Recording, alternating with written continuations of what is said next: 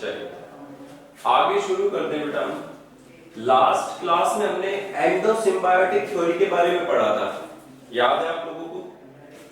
कौन सी थ्योरी के बारे में पढ़ा था बच्चों हम लोगों ने? एंडोसिम्बायोटिक थ्योरी में। आज हम पढ़ रहे हैं माइटोकॉन्ड्रिया को। आगे चलते हैं। Mitochondria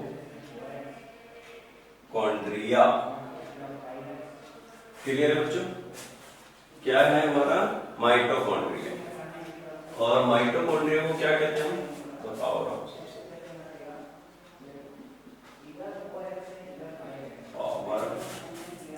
house of cell, the power house of cell. Clear है बच्चों? पावर हाउस ऑफ सेल क्यों कहा था? क्योंकि ये क्या देता है? एटीपी। एटीपी का फुल फॉर्म क्या बताया था? एडिनोसिन ट्राई फॉस्फेट, ये बताया था बच्चों, एडिनोसिन ट्राई फॉस्फेट। और एडिनोसिन ट्राई फॉस्फेट कितनी एनर्जी देता था?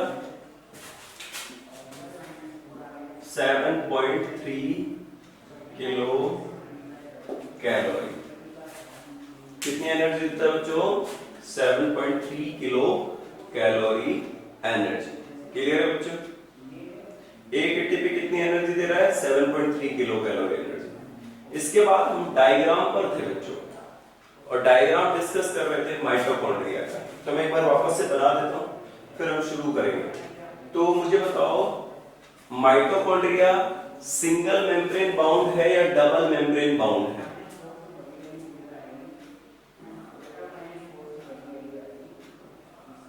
डबल। दूसरा, ये सेमी ऑटोनोमस ऑर्गेनल भी है, बिकॉज क्योंकि उसके पास खुद का राइबोसोम है और खुद का जेनेटिक मटेरियल है। क्लियर है ना? Okay, double. तो देखो सबसे पहले हमारे माइटोकॉन्ड्रिया में एक आउटर मेम्ब्रेन होती है। कैसी मेम्ब्रेन है बच्चों? आउटर मेम्ब्रेन है। उसके अंदर भी एक लेयर है जिसमें कुछ इस तरह के फोल्डिंग्स पाए जाते हैं, इनर फोल्ड्स।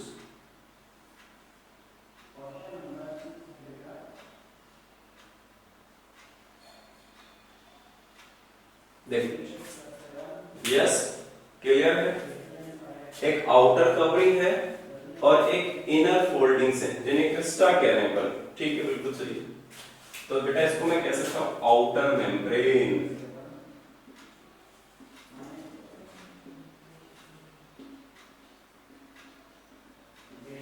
आउटर मेम्ब्रेन क्या कहेंगे बच्चों इसको अपन? Outer membrane. और दूसरी ये है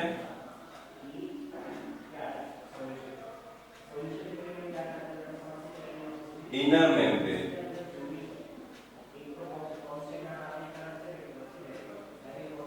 इनर मेम्ब्रेन क्लियर है बच्चों? इनर मेम्ब्रेन पर जो फिंगर लाइक प्रोजेक्शंस हैं या फोल्डिंग्स हैं, इन्हें क्रिस्टा कह रहे हैं, या क्रिस्टी। क्लियर है बच्चों? इन क्रिस्टीज के ऊपर कुछ रैकेट लाइक स्ट्रक्चर लगे हुए हैं,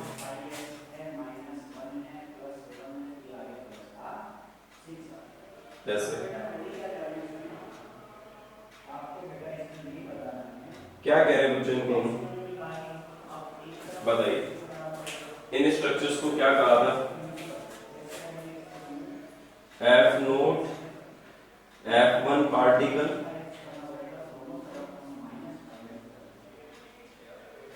पार्टिकल्स, या तो कहिए F नोट F1 पार्टिकल्स, या टीनिडियम बॉडी। बिल्कुल राइट बेटा, टीनिडियम बॉडी, या आप कह सकते हो फर्नांडेज मोरेन पार्टिकल। फर्नांडेज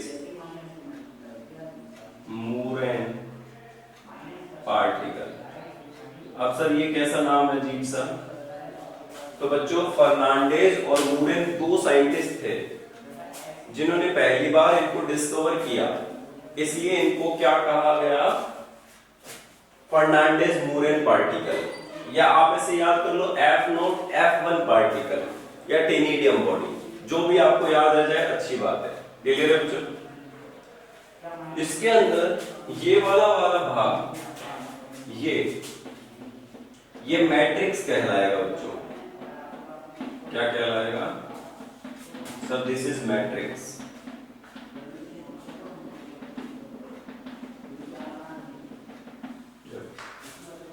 ये मैट्रिक्स है।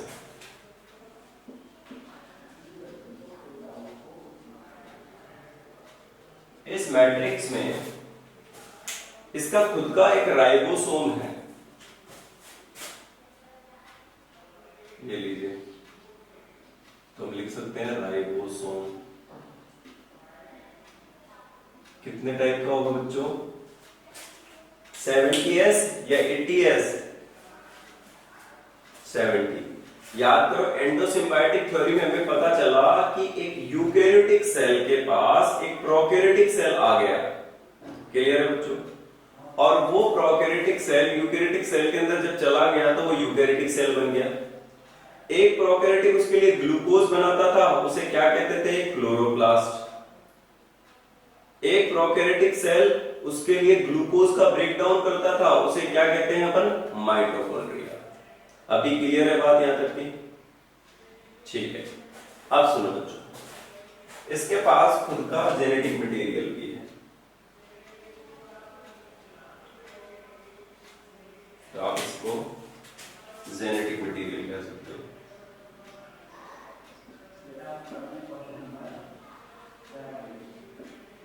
जेनेटिक मटेरियल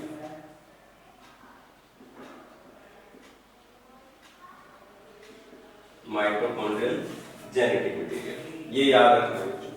ये दो फीचर्स की वजह से ही माइटोकॉन्ड्रिया कैसा बन गया? Semi autonomous. कैसा बन गया बच्चों? Semi autonomous. क्लियर है यहां तक? अब मुझे बताओ ये माइटोकॉन्ड्रिया क्या काम करेगा, क्या फंक्शन करेगा बच्चों? ये सर एनर्जी प्रोडक्शन करेगा। क्या करेगा? एनर्जी का प्रोडक्शन करेगा। तो जब आप खाना खाते हो तो उस खाने से आपको क्या मिलता है? एनर्जी। तो एक्चुअली खाना एनर्जी नहीं दे रहा, खाने को ब्रेक डाउन करके एनर्जी बनाई जा रही है। तो सिंपली अगर मैं यहां समझूं, एक और लिख लीजिए बेटा, इसके अंदर ये वाला स्ट्रक्चर क्या कहलाएगा? पेरीमाइटोकॉन्ड्रियल स्पेस। पेरीमाइटोकॉन्ड्रियल स्पेस। इसमें डिफरेंट टाइप ऑफ एंजाइम्स भरे हुए होते हैं बेटा, जो रिएक्शन में काम आते हैं। एक बार आप लोग ये डायग्राम मेंशन कर लीजिए, फिर आगे चलते हैं।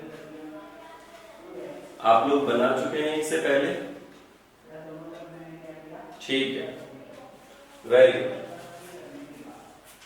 ओके, अब सुनिए, अब हम आगे चलते हैं और समझने की कोशिश करते हैं कि माइटोकॉन्ड्रिया हमारे लिए कैसे परफॉर्म करेगा और माइटोकॉन्ड्रिया कैसे परफॉर्म करता है। तो देखो बच्चों, सबसे पहले तो माइटोकॉन्ड्रिया को पावर हाउस ऑफ कहते हैं सेल, क्योंकि वो एनर्जी प्रोड्यूस करता है।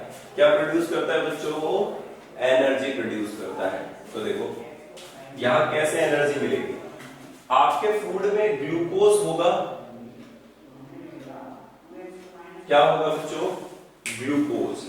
अच्छा, glucose is type of carbohydrate, protein या लिपिड?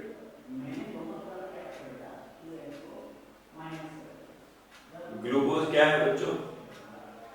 कार्बोहाइड्रेट, प्रोटीन या लिपिड? Doctor strange, carbohydrate. ठीक है, तो क्या फॉर्मूला होता है ग्लूकोज का? फॉर्मूला बताइए बच्चों।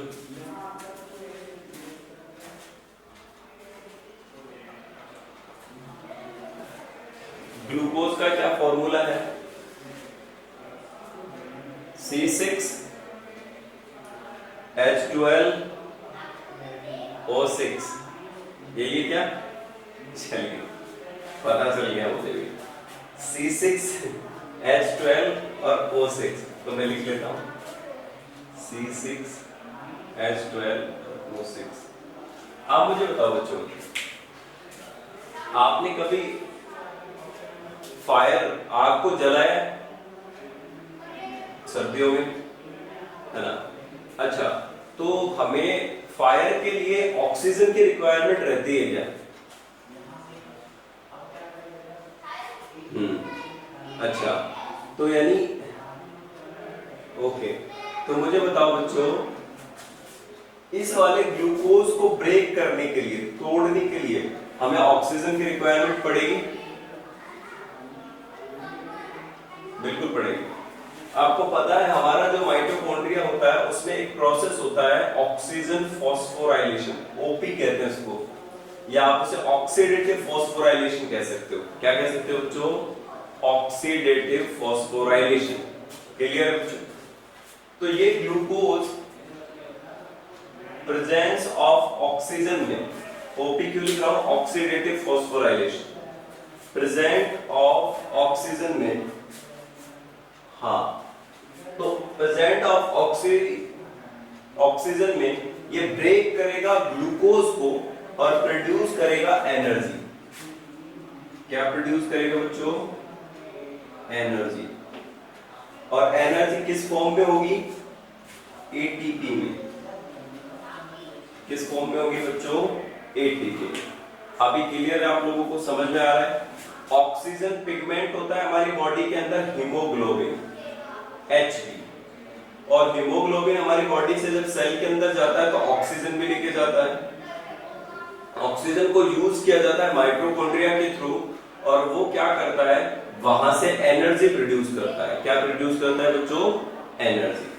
तो यहां से एटीपी से जो एनर्जी मिली तो वो ग्लूकोज के ब्रेकडाउन से मिली, और ग्लूकोज का ब्रेकडाउन के प्रेजेंस किसके प्रेजेंस में हुई? ऑक्सीजन के प्रेजेंस में। ये याद रखना। क्लियर है बच्चों? अब सुनो, तो सबसे पहले अगर माइटोकॉन्ड्रिया के फंक्शन की बात करें, फंक्शंस, तो प्रोड्यूस एनर्जी। क्या प्रोड्यूस करते हैं बेटा? एनर्जी।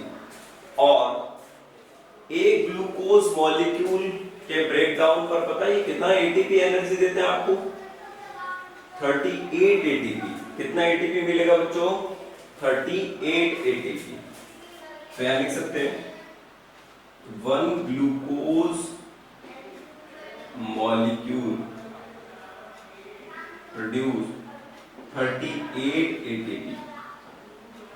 बताओ बच्चों कितना एटीपी मिला आपको? 38 एटीपी। किसकी वजह से मिला पता है आप लोगों को? माइटोकॉन्ड्रिया की वजह से। किसकी वजह से मिला? माइटोकॉन्ड्रिया और ऑक्सीजन की वजह से। अगर यहाँ पर कार्बन डाइऑक्साइड होता तो केवल आपको 56 किलो कैलोरी एनर्जी मिलती, जबकि यहाँ जो एनर्जी मिल रही है वो 786 किलो कैलोरी मिल रही है। कितनी एनर्जी मिल रही है बच्चे आपको? 786 किलो कैलोरी एनर्जी। और अगर एब्सेंस ऑफ ऑक्सीजन होता तो आपको ओनली 56 किलो कैलोरी एनर्जी मिलती, जो इसके कंपैरिजन में बहुत कम है। क्लियर है बात आप लोगों को? तो माइटोकॉन्ड्रिया और ऑक्सीजन का कॉम्बिनेशन है जिसकी वजह से यहां एनर्जी का प्रोडक्शन है। अब मुझे ये बताओ बच्चों, कुछ सेल्स बहुत ज्यादा एनर्जी की रिक्वायरमेंट करती हैं, प्रोटीन बनाती है। क्लियर है? और कुछ सेल्स बहुत धीमे से काम करती हैं और उन्हें ज्यादा कुछ बनाने की जरूरत नहीं रहती। तो क्या कहां पर नंबर ऑफ माइटोकॉन्ड्रिया ज्यादा होंगे? जो सेल प्रोटीन बना रही है, जो सेल फंक्शन कर रही है, जो सेल डिवाइड हो रही है, वहां नंबर ऑफ माइटोकॉन्ड्रिया कैसे होंगे? ज्यादा होंगे। रीजन क्या है? क्योंकि उस सेल को क्या होगा बच्चों? रिक्वायरमेंट रहेगी एनर्जी की। किसकी रिक्वायरमेंट रहेगी बच्चों? एनर्जी की। क्लियर है यहां तक का? अब सर ऐसे हवा में बन गया क्या ऑक्सीजन? हवा में एटीपी बन गया क्या? बेटा ये जो F1 और F0 पार्टिकल्स हैं, इनका ही मेन रोल है कि यही क्या करते हैं? ग्लूकोज पार्टिकल्स को लाते हैं और यहां से फिर एनर्जी कन्वर्टेशन होता है हाइड्रोजन आयंस के फॉर्म में। क्लियर है? ये मैं आप लोगों को बताऊंगा अभी आगे जब हम वहां पढ़ेंगे फोटोसिंथेसिस प्रोसेस, ठीक है, और रेस्पायरेशन। दो चैप्टर हैं आपके बहुत इंपॉर्टेंट। कौन कौन से चैप्टर हैं बच्चों? फोटोसिंथेसिस और एक रेस्पायरेशन, 10 और 11। तो 10th चैप्टर तो रिलेटेड है आपका किससे? क्लोरोप्लास्ट से। और रेस्पायरेशन किससे रिलेटेड है आप लोगों का? माइटोकॉन्ड्रिया से। तो दोनों की डिटेल मिल जाएगी वहां पे हमको। क्लियर है ना आपका? मैक्सिमम इन कार्डिक मसल, बिल्कुल सही है मुस्कान यादव। रीजन क्यों है? क्योंकि कार्डिक मसल्स कंप्लीटली और बहुत ज्यादा लॉन्ग टाइम तक कंटिन्यूअस काम करती रहती है, इसलिए कार्डिक मसल्स को ज्यादा जरूरत रहती है किसके लिए? माइटोकॉन्ड्रिया की। इसके अलावा मैं आपको बताऊंगा कार्डिक मसल्स के पास एक डिस्क और होती है, इंटरकैलेटेड डिस्क। आप लोग एनसीईआरटी जब पढ़ेंगे और टिश्यू वाले चैप्टर में जब जाएंगे तो आप देखेंगे कि वो कनेक्टिव टिश्यूज के पास इंटरकैलेटेड डिस्क और होती है, वो भी हेल्प करते हैं उनको मैक्सिमम वर्क करने के लिए। क्लियर है बच्चों? माइटोकॉन्ड्रिया तो है ही, इसके अलावा इंटरकैलेटेड डिस्क भी प्रेजेंट होती है। क्या प्रेजेंट होती है बच्चों? Intercalated disc. क्लियर है यहां तक की बात? चलिए अब सुनते। माइटोकॉन्ड्रिया ने सर, अब देखो माइटोकॉन्ड्रिया सेल्फ रेप्लिकेट कर सकते हैं, यस या नो? क्यों कर सकते हैं रेप्लिकेट? क्योंकि उनके पास खुद का जेनेटिक मटेरियल है। तो अपन लिख सकते हैं माइटोकॉन्ड्रिया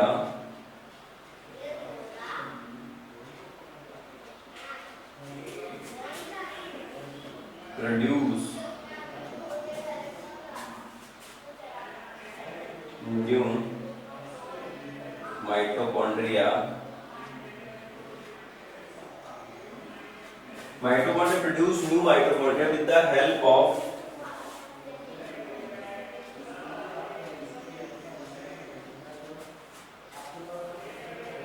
replication। क्या कर सकते हैं बच्चों? रेप्लिकेशन कर सकते हैं उसके जेनेटिक मटेरियल की। सर सबसे कम माइटोकॉन्ड्रिया कौन से सेल में होते हैं? मैक्सिमम बेटा सबसे कम जो हमारे होते हैं, जैसे फंक्शन ही नहीं होते। जैसे आप लोगों ने देखा होगा कि हमारे कुछ जो सेल्स होते हैं अपेंडिक्स में, इंटेस्टाइनल सेल्स होते हैं कुछ, वहां पर बहुत कम माइटोकॉन्ड्रिया होते हैं, ठीक है। तो ऐसा स्पेसिफिक नंबर में नहीं रखते आप, तो ऐसा याद रखो कि फंक्शन बेस्ड माइटोकॉन्ड्रिया सबसे ज्यादा होंगे। अगर हायर फंक्शन है तो हायर माइटोकॉन्ड्रिया होंगे, अगर किसी सेल के लोअर फंक्शन है तो लोअर माइटोकॉन्ड्रिया होंगे। क्लियर है मुस्कान? ओके बच्चों, इतना याद रखना है। नंबर्स कभी नहीं पूछे जाते कि कितने नंबर्स होते हैं, बस आपको याद रखना है कि फंक्शन बेस पे डिवाइड किया गया है। ओके बच्चों, mitochondria produce no mitochondria with the help of replication, ठीक है। माइटोकॉन्ड्रिया खुद का प्रोटीन बना सकता है। क्यों बना सकता है माइटोकॉन्ड्रिया खुद का protein? Because they are 70s type of ribosome. क्या होता है बच्चों उसके पास में? 70s ribosome. क्लियर है यहां तक की बात है? चलिए अब सबसे बात करते हैं अपन आगे।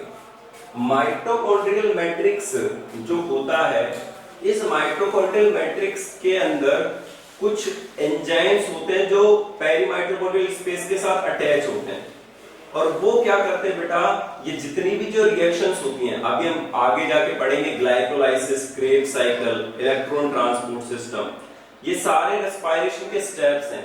कहां-कहां आपको एनर्जी मिलेगी, कहां-कहां नहीं मिलेगी। एक्चुअली आपने जब रेस्पिरेशन पढ़ा होगा तो दो टर्म्स पढ़े होंगे कि ऑक्सीजन के लिए एक तो एरोबिक रेस्पिरेशन और एक होता है बच्चों एनएरोबिक रेस्पिरेशन। सुना है क्या? एरोबिक और एनएरोबिक, ठीक है। एरोबिक का मीनिंग होता है प्रेजेंस ऑफ ऑक्सीजन और एनएरोबिक का मतलब होता है एब्सेंस ऑफ ऑक्सीजन। क्लियर है बच्चों? हाँ, तो जहां ऑक्सीजन प्रेजेंट नहीं होती वो एनएरोबिक रेस्पिरेशन कहलाता है, और जहां ऑक्सीजन प्रेजेंस होती है वहां एरोबिक रेस्पिरेशन कहलाता है। एरोबिक रेस्पिरेशन में मैक्सिमम एनर्जी मिलती है और एनारोबिक रेस्पिरेशन में मिनिमम एनर्जी मिलती है। वो डिफरेंस अभी पता किया ना 56 और 786 वाला, वो यहीं से आता है कि एरोबिक रेस्पिरेशन में मैक्सिमम एनर्जी का प्रोडक्शन होता है। किसका एनर्जी का प्रोडक्शन होता है बेटा? मैक्सिमम का। क्लियर है यहां तक? सर अब देखो बच्चों, mitochondria site of aerobic respiration, mention करो इस बात को भी। Mitochondria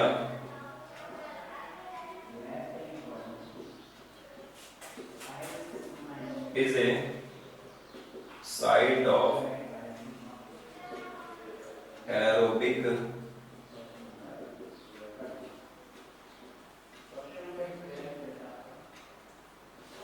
mitochondria is a site of aerobic respiration. अभी क्लियर है बच्चों? माइटोकॉन्ड्रिया कैसी साइट है? Aerobic respiration. यहां तक की बातें क्लियर है क्या? हमें अभी माइटोकॉन्ड्रिया की फेज पे इतना ही याद करना है. क्लियर है बच्चों? ओके, चलें आगे. ओके, आज अपन एक दूसरे ऑटोनोमस ऑर्गेनल की भी बात करने वाले हैं. उसका क्या नाम है बच्चों? स्क्रीनशॉट. यू कैन टेक, आप ले सकते हैं.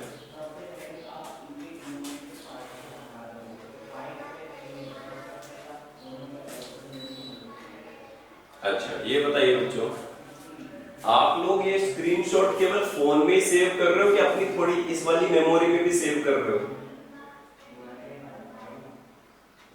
या फिर ये वाला मेमोरी कार्ड भर गया? ऐसा तो नहीं है ना कि सर ये वाला मेमोरी कार्ड अब भर गया, अब हम बस फोन के मेमोरी पर ही जिंदा है ना? तो बेटा वो तो किसी दिन रिफ्रेश हो गया या अपडेट हो गया तो प्रॉब्लम हो जाएगी. हाँ, बिल्कुल ले लो स्क्रीनशॉट. तो और कॉपी वॉपी में भी स्क्रीनशॉट लेते हो थोड़ा बहुत?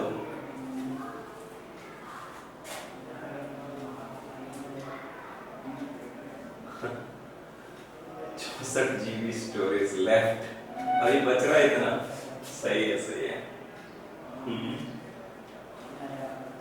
कुछ जीबी तो तुमने ही ले लिए होंगे अपने अपने, तो उसको पता नहीं क्या क्या स्टोर कर रखा है. चलो अब देखो बच्चों, यहां से अब हम बात करने वाले हैं क्लोरोप्लास्ट की. किसकी बात करने वाले हैं बच्चों? क्लोरोप्लास्ट की. तो हम सबसे पहले वहां पे एक डायग्राम देखते हैं और क्लोरोप्लास्ट की बात करें. तो क्लोरोप्लास्ट भी कैसे मेम्ब्रेन ऑर्गेनल है? सिंगल या डबल? डबल. आंसर करो. डबल. ओके, हिमांशु ने सही कहा. अच्छा, मेम्ब्रेन लेस ऑर्गेनल कौन कौन से? क्विक देखते हैं कौन जल्दी आंसर करता है. मेम्ब्रेन लेस कौन से हैं?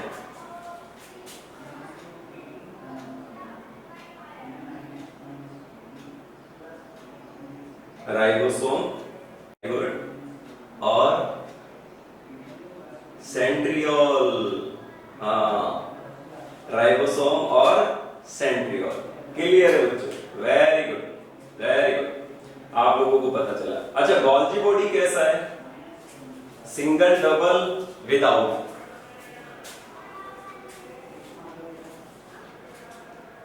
कैसा है बच्चों गोल्जी बॉडी? सिंगल.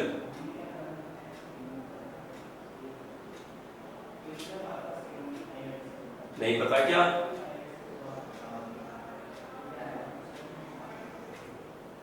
अरे बताया था ना, डबल मेम्ब्रेन दो है, माइटोकॉन्ड्रिया और क्लोरोप्लास्ट. विदाउट मेम्ब्रेनस दो हैं, राइबोसोम और सेंट्रियोल. और सारे बच्चे कैसे हैं? सिंगल. बस इतना ही तो बताना है, फिर भी नहीं पता. धन्य हो प्रभु आप लोग सारे के सारे, है ना? चलिए अब सुनो बच्चों, अब यहां से आगे अगर हम शुरू करें तो क्लोरोप्लास्ट का आप लोगों ने डायग्राम, आपने कभी लीफ को ऑब्जर्व किया है? एक लीफ, पत्ती को ऑब्जर्व किया है? अच्छा, स्मूथ सरफेस कौन सा होता है? ऊपर वाला या नीचे वाला? स्मूथ समझ पा रहे हो ना आप लोग, है ना? अभी सर्दी आएंगी तो हम कोल्ड क्रीम लगाएंगे. क्यों लगाएंगे कोल्ड क्रीम? मॉइस्चराइज बनाने के लिए, है ना? ऐसा ही रहता है बेटा. तो आप लोगों ने देखा होगा कि अगर लीफ के सरफेस पर अगर हम उसको थोड़ा सा टच करके फील करें तो वो बड़ा स्मूथ लगता है, अपर सरफेस, और लोअर सरफेस रफ फीलिंग लाता है. यस या नो? इसके पीछे का रीजन किसी को पता है क्या? सुंदरता बाहर से ही अच्छी लगती है, ऐसा है क्या?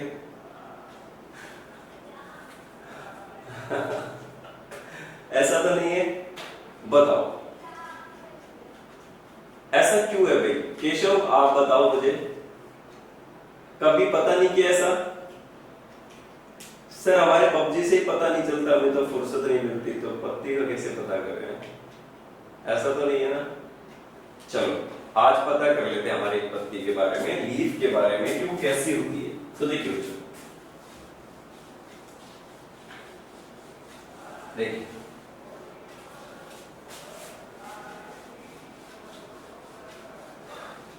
अच्छा, मोनोकोट और डाइकोट प्लांट पता हो आप लोगों को? जिनमें एक कॉटिलिडन होती है वो मोनोकोट, और जिनमें दो कॉटिलिडन्स हो वो कौन सी होती है बच्चों? डाइकोट, है ना? ओके, पता है। अब देखो बच्चों सुनो, मैं आपके सामने दो लीफ बनाता हूं, ठीक है? आप आइडेंटिफाई करना पहले तो लीफ को कि सर मोनोकोट कौन सी है और डाइकोट कौन सी है, फिर आगे की बात करते हैं, ठीक? देखो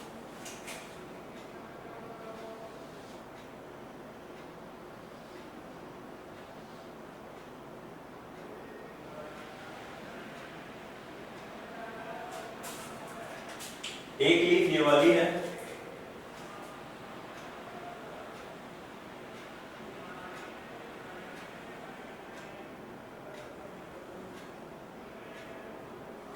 ओके बच्चों। एक और लीफ बनाते हैं, देखना कुछ डिफरेंस होगा शायद।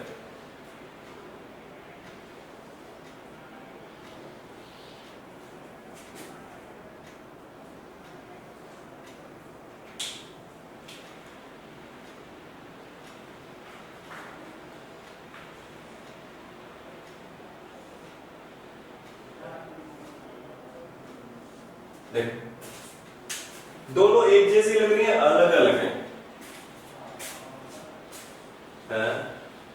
फर्स्ट मोनोकोट और सेकंड दोनों कोट ये डाइकोट। अच्छा, फर्स्ट मोनोकोट है, विवेक अमन ने दोनों ने बोला कि पहली मोनोकोट है। कैसे पता किया भाई? तुक्का मारा है क्या? ऐसे तो नहीं है ना? चलो बताओ, पहले कैसा पता चला कि पहले वाला मोनोकोट है?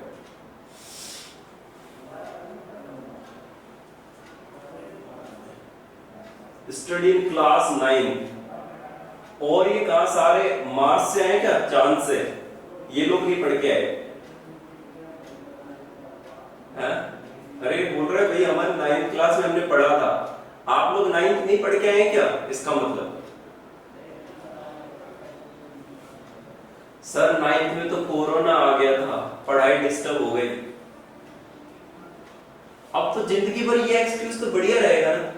हमारे टाइम बच्चों इतनी बड़ी एक भयानक महामारी आ गई थी, हम लोग कैसे पढ़े, कैसे जिंदा रहे, वो एक बहुत बड़ा एग्जाम्पल है।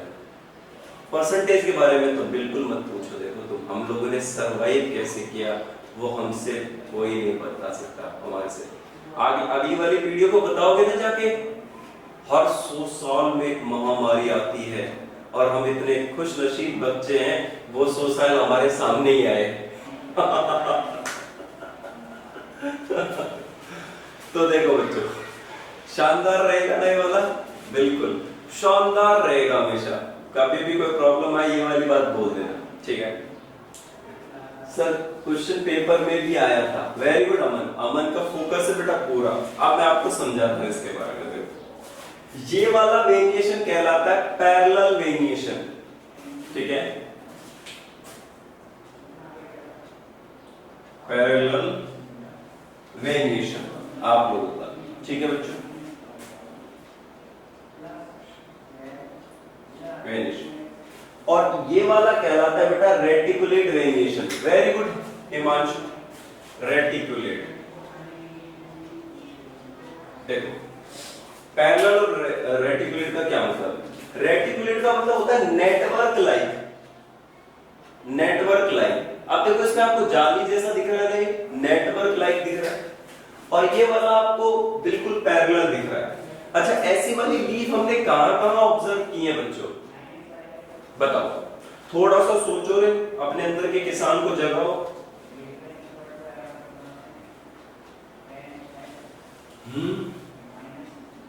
मेज में नहीं देखी आप लोगों ने ऐसी? हाँ। शुगर केन में भी आपने ऐसी देखी है? हाँ। बाजरे में भी आपने ऐसी देखी है, हाँ। वीट में भी आपने ऐसी देखी है, हाँ। ग्रास में भी आपने ऐसी देखी है, हाँ। क्लियर है ना? Yes, okay.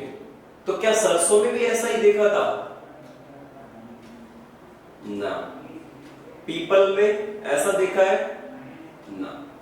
नीम में ऐसा देखा है? ना। तो फिर वो कैसे हुए? डाइकॉट। ग्राम चने में ऐसा नहीं देखा, तो वो कैसा हुआ? डाइकॉट। जिनमें पैरेलल वेरिएशन होता है उनको कहते हैं मोनोकॉट, और जिनमें रेटिकुलेट वेरिएशन होता है उनको क्या कहते हैं बच्चों? डाइकॉट। 2 नंबर आ गए हमारे, अगर ये वाली बात समझ में आ गई तो। आ गई बात समझ में? तो 2 नंबर जेब में रख लो अपने। हाँ, 2 नंबर आ गए हमारे, ठीक है बच्चों। अब सुनो बच्चों, सर क्या क्लोरोप्लास्ट बता रहे थे, पत्तियों पे क्यों आ गए? तो क्लोरोप्लास्ट मेरे सर पे तो है नहीं, पत्तियों में ही है? अगर मेरे पास होता तो फिर पढ़ाने की जरूरत नहीं पड़ती ना बच्चों। क्यों? हम खड़े रहते, हाँ खाना बन गया हमारा अपने आप ही, सनलाइट के प्रेजेंस में। ऐसा ही होता ना? यस या नो? ठीक है। हमारे पास एक ही कमी है, हमारे पास क्लोरोप्लास्ट नहीं है, शायद इसीलिए हम लोग सरवाइव कर रहे हैं, आगे आगे चीजें डेवलप करते जा रहे हैं, है ना? ठीक है। हमने देखो कोरोना का विकास भी कर लिया, शानदार, ठीक है। अब देखो हमने तो किया है, कुछ ना कुछ हमने तो बनाया ही होगा बायोलॉजिकल लैब में, और बायोलॉजी वाले ही करेंगे ऐसे खतरनाक काम तो कुछ ना कुछ। चलिए देखो, अब यहाँ पे रेटिकुलेट हो गया और ये पैरेलल वेरिएशन हो गया। अब मेरी बात बताओ बच्चों यहाँ पे कि इस वाली लीफ के अंदर आपको 2 सरफेस दिखेंगे। अब देखो ऊपर वाले सरफेस को आप कहोगे डॉर्सल सरफेस, डॉर्सल सरफेस, और इसके नीचे वाले हिस्से को आप कहोगे वेंट्रल सरफेस। इसके नीचे वाले को बोल रहा हूं बच्चों, वेंट्रल सरफेस, ठीक है? ऐसा ही है। सर स्कूल ऑफलाइन कब होंगी? जब सबको वैक्सीन लग जाएगी, ठीक है बच्चों? शायद तभी होगी। देखो अब देखो वेंट्रल सरफेस, और ऊपर वाले को हमने क्या कहा है? Dorsal surface. अब मुझे ये बताओ बच्चों आप लोग कि ऊपर वाला डॉर्सल सरफेस और नीचे वाला वेंट्रल सरफेस, तो लीफ के पास कोई गेट लाइक स्ट्रक्चर है क्या, जो कुछ चीजें अंदर आ जाए और कुछ चीजें बाहर चली जाए? सोचो थोड़ा सा, 9th क्लास में फिर तो आपने वो भी पढ़ा होगा। बहुत सारे गेट होते हैं लीव्स के पास, उन गेट्स को क्या कहते हैं? स्टोमेटा। वेरी गुड विवेक, विवेक वेरी गुड। अमन यादव वेरी गुड, क्लैपिंग हो जाए इन दोनों बच्चों के लिए बच्चों। स्ट्रोमा नहीं रे, स्टोमेटा। हाँ, मुस्कान यादव स्टोमेटा। तो देखो बच्चों, समझिए बच्चों कैसे होते हैं स्टोमेटा। लीफ में किडनी शेप के इस तरह के, इस तरह के स्टोमेटा होते हैं। यस, पक्का ना? चलो तो देखो बच्चों, ये स्टोमेटा है, ये स्टोमेटा है बच्चों। अब मुझे बताओ ये जो स्टोमेटा है, ये जो स्टोमेटा है, ये ओपनिंग और क्लोजिंग करेंगे। ओपन कब होते हैं स्टोमेटा? दिन में। बंद कब होते हैं बेटा? रात को। ऐसे भी कुछ प्लांट है जिनके स्टोमेटा रात को खुलते हो।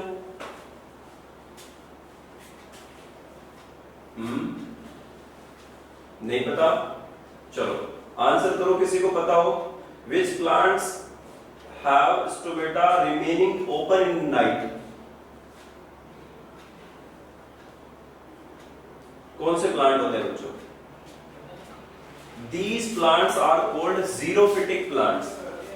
क्या कहा जाता है बच्चों उन लोगों को? xerophytic. Very good, Vivek. Where is विवेक? विवेक आप वीडियो ऑन करिए बेटा अपना।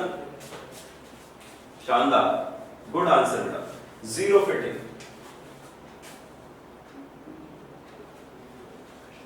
Xerophytic plants. ओके, तो जीरोफिटिक प्लांट्स वो होते हैं